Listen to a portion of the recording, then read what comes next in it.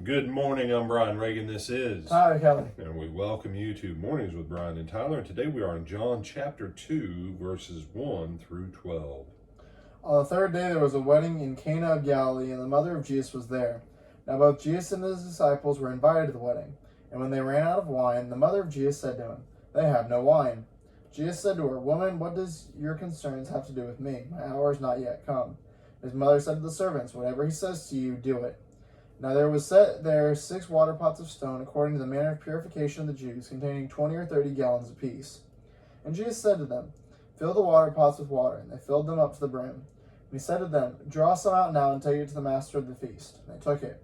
When the master of the feast had tasted the water that was made wine, and did not know where it had come from, but the servants who had drawn the water knew, the master of the feast called the bridegroom, and he said to him, "Every man at the beginning sets out the good wine, and when the guests have well drunk, then the inferior. You have kept the good wine until now."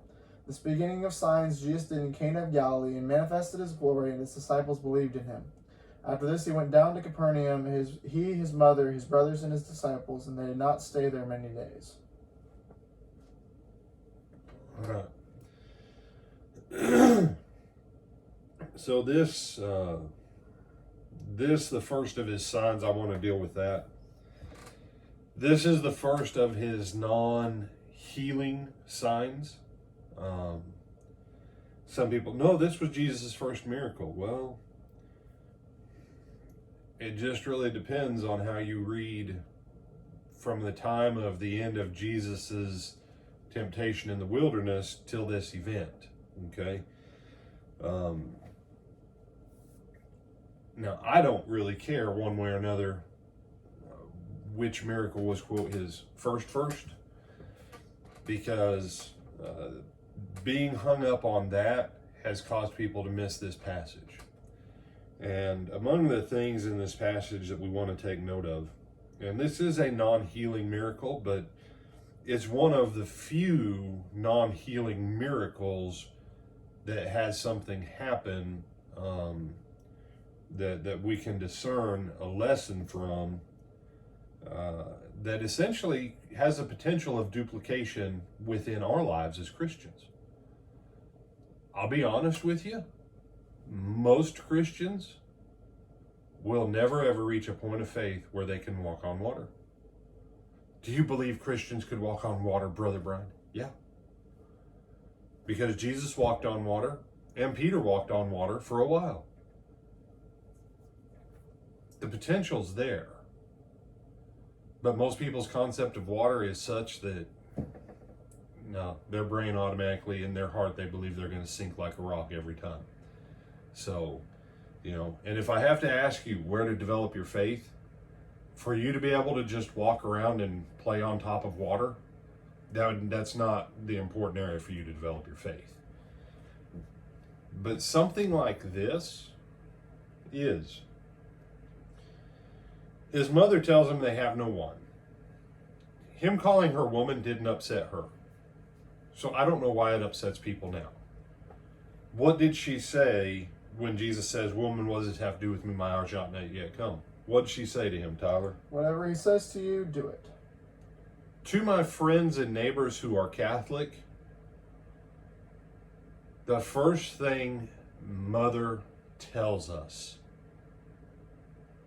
the first thing our mother tells us is listen to my son and do what he tells you. That's what Mother always says to us.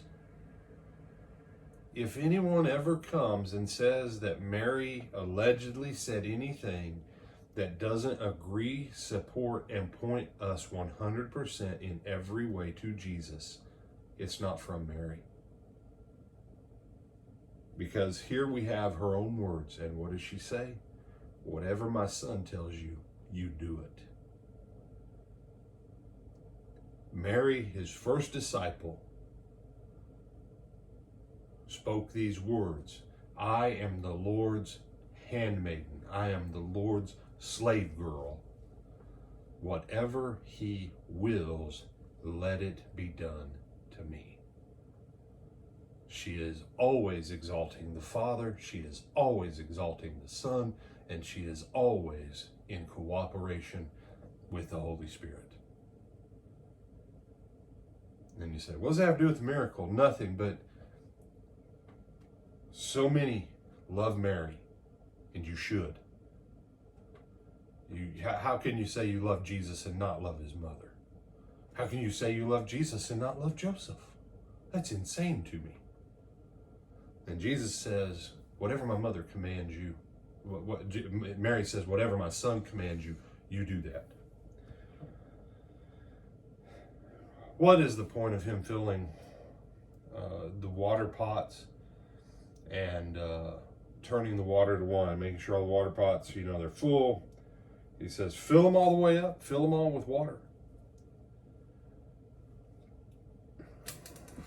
God is not creating anything new.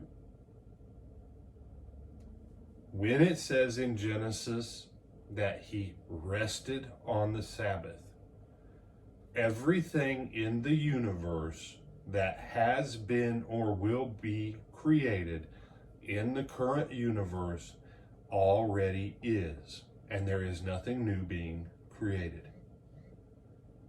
No new matter. You say, wait, that sounds like one of the laws of thermodynamics. Yes. But Paul will say to us, we have this treasure inside earthen vessels or inside of clay pots. This water was inside of clay pots. The outside vessel does not change, y'all.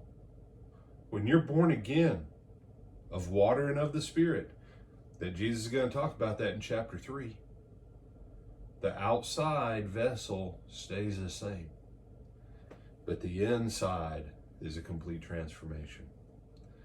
Jesus did not create wine in the sense that he made it out of somewhere new. No. Jesus took existing material, repurposed it, and realigned its molecular structure and nature, and combined it with other things by his power that already existed to make wine. And the lesson in faith is this: you cannot call things that do not exist, in the sense that there is no material there, to come into existence. Even the passage in Romans 4, where it says that God calls those things which be not as though they are, or God calls those things which do not exist as though they existed. Point of fact, Sarah had ovaries and a womb and an egg. And God activated the principle and the power for it and gave her the strength to conceive and carry the child. And Abraham had his body parts, since for some reason it's okay to talk about women's body parts reproductively, but it's not okay to say the men parts. I do not understand this. We are crazy in this country on some things. But God told Abram, after he changed his name to Abraham, he says, you're going to go into your wife. You're going to conceive a child with her. And about this time next year, I'm coming back. All of what had been withheld and had not been now came together with all the materials by divine power. Same thing with John, with his parents, Zechariah and Elizabeth. And even the Holy Spirit, in creating Jesus, had to use the principle of life in the ovum of the woman with the divine principle as the final activating power to create that life. Tyler, does this make any sense, or is this kind of one of those, it's like, whew? I think it makes sense. All right.